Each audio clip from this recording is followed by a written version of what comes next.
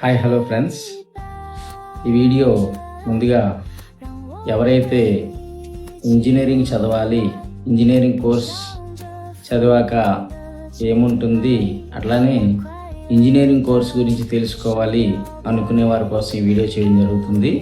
కనుక వీడియో ముందు నుంచి ఎండ్ వరకు చూడండి. ఇంజనీరింగ్ మీద మంచి ఒపీనియన్ మీకు వస్తుంది.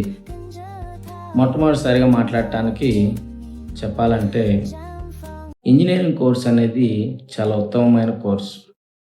ఈ కోర్స్ చేయటానికి కావలసిన ఎలిజిబిలిటీ విషయానికి వస్తే 10th అయిన తర్వాత ఇంటర్మీడియట్ ఎంపీసీ మ్యాథ్స్, ఫిజిక్స్, కెమిస్ట్రీలో మంచి మార్కులు వచ్చినటువంటి అభ్యర్థులు ఎంసెట్ ద్వారా ఈ ఇంజనీరింగ్ అనేది చేయటానికి అర్హత సాధిస్తారు.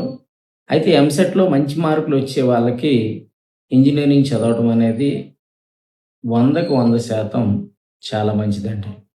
ఎందుకనంటే ఇంజనీరింగ్ కోర్స్ అనగానే అందరూ కూడా ఇంజనీరింగ్ కోర్స్ కదా, చాలా బాగుంటుంది, ఇది చదివితే ఏదో ఉద్యోగాలు వచ్చేస్తాయి అని చాలా చాలా అనుకుంటారు. కాదండి, ఎప్పుడూ కూడా చదువు అనేది మన ప్రతిభకు మూలం.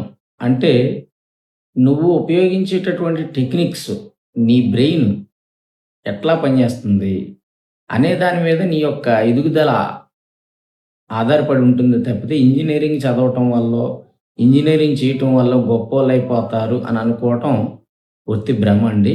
ఎందుకంటే ఇప్పుడు నేను చెప్పడం అవసరం లేదు, మీ చుట్టుపక్కలే ఇంజనీరింగ్ చేసేటటువంటి చాలామంది ఉద్యోగాలు లేక తిరుగుతూ ఉంటారు. సో ఆ బేసిస్ మీద నేను చెప్తున్నాను అనమాట. అలానే ఇంజనీరింగ్ మంచిది కాదండి. ఎవరైతే ఇంటర్మీడియట్లో మంచి మార్కులు తెచ్చుకొని మ్యాథ్స్, సైన్స్ మీద మంచి పట్టును కలిగి ఉంటారో అటువంటి వ్యక్తులకి ఇంజనీరింగ్ అనేది మంచి కోర్సు. అట్లానే ఏంటి ఈ కోర్సు ఎన్ని సంవత్సరాలు ఉంటుందంటే ఈ యొక్క కోర్సు 4 ఏళ్ళు ఉంటుందండి. 4 ఏళ్ళు ఉంటుంది. 4 ఏళ్లలో మీకు బీటెక్ అనే కోర్సు మీరు కంప్లీట్ చేస్తారు. బీటెక్ అంటే బ్యాచులర్ ఆఫ్ టెక్నాలజీస్. ఏంటి బ్యాచులర్ ఆఫ్ టెక్నాలజీస్ అంటే మనకి ఇందులో బ్రాంచెస్ ఉంటాయండి. ఎట్లా అయితే మనకి ఇంటర్మీడియట్లో గ్రూప్స్ ఉంటాయి కదా, ఇంటర్మీడియట్లో groups MPC, BiPC, CEC, HEC ఎట్లా అయితే ఉంటాయో ఈ యొక్క ఇంజనీరింగ్లో కూడా మనకి బ్రాంచెస్ ఉంటాయి. అందులో మొదటిగా సివిల్, అట్లానే తర్వాత మెకానికల్, తర్వాత ఎలక్ట్రికల్, కెమికల్ అండ్ ఆటోమొబైల్, అట్లానే ఇప్పుడు కొత్తగా సిఎస్సి, అలానే సిఎస్సిలో ఉన్నటువంటి సబ్ బ్రాంచ్ అయినట్టు ఆర్టిఫిషియల్ ఇంటెలిజెన్స్ కూడా ఇప్పుడు ఈ మధ్యకాలంలో బాగా ఉంది. ఈ యొక్క బీటెక్ కోర్స్ని కంప్లీట్ చేసే వారికి ఒక మంచి భవిష్యత్తు ఉంటుంది. ఏంటి అని అంటే బీటెక్ అయిన తర్వాత వెంటనే గేట్ రాయాలి. గేట్ గ్రాడ్యుయేట్ యాప్టిట్యూడ్ టెస్ట్ అని ఒకటి ఉంటుందండి, ఎంట్రన్స్ టెస్ట్ అని. ఈ గేట్ ఎవరైతే క్వాలిఫై అవుతారో వాళ్ళకి ఉద్యోగాలు ఇచ్చే అవకాశం చాలా చాలా ఎక్కువగా ఉంది. అట్లానే ఈ యొక్క కోర్సుకి ఫీజు ఎంత అవుతుంది అంటే జనరల్గా మనం ఎంసెట్ క్లియర్ చేసిన తర్వాత నువ్వు కౌన్సిలింగ్ అంటే ఆన్లైన్ వెబ్ ఆప్షన్లో మంచి కాలేజ్ పెట్టుకుంటే మీకు వచ్చే ర్యాంక్ బట్టి మంచి కాలేజ్ అవుతుంది. అందులో మీకు మంచి కాలేజ్ ఆబ్వియస్లీగా వచ్చిందనుకోండి, ఏముంది, ఎలానో మంచి కాలేజ్ వస్తుంది. లేదు మీరు కొంచెం ఎక్కువగా ర్యాంకు అది ఇది వచ్చిందంటే మాత్రం మీకు డబ్బులు అయిపోతాయి. ఎలాగా అంటే ఒక విజ్ఞానం, లేకపోతే ఈ పెద్ద పెద్ద కాలేజెస్ ఉంటాయండి, గాయత్రి, ఇటువంటి కాలేజెస్లో మీరు కొంచెం డబ్బులు అయ్యి ప్రొనౌన్స్ చేసి మనం ప్రైవేట్గా సీట్ కొనుక్కోవాల్సి ఉంటుంది. ఆ సీట్ కొనుక్కున్న తర్వాత దాన్ని బట్టి 45,000 అనేది కోర్స్ ఫీజు ఉంటుంది.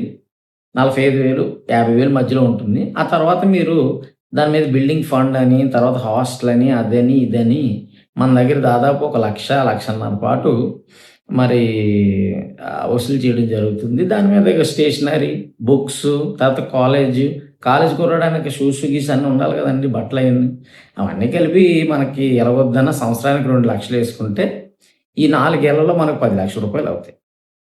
ఈ 10 లక్షల రూపాయలు ఖర్చు పెట్టి ఇంజనీరింగ్ చదివి, అంటే ఎవరైతే ఒక ప్రాపర్ ఆర్డర్‌లో వెళ్తారో వాళ్ళ గురించి అయితే నేనేమి అంటలేదు గానీ, ఎవరైతే కొంచెం మిస్‌ప్లానింగ్‌లో ఏదో చేద్దామనే ఒక అపోహలో గాని ఈ ఇంజినీరింగ్ కోర్స్ అనేది చేస్తే మాత్రం మిగిలేది సర్టిఫికేటే. భవిష్యత్తు అయితే మాత్రం ఏమీ ఉండదు. అట్లానే ఇందులో ఈ ఫీజెస్ గురించి మాట్లాడుకున్నాం గదా!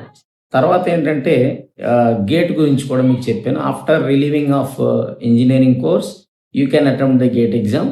After you have a good rank then you got job easily.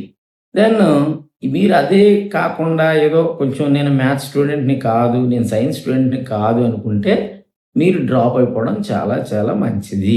మీ మంచి కోసం చెబుతున్నా. అట్లానే ఈ కోర్స్‌లో మనకి 4 ఏళ్ల తర్వాత మనకి అంటే ఈ కోర్స్ చేసినందుకు గాను మనకి ఫెలోషిప్స్ కూడా వస్తాయండి.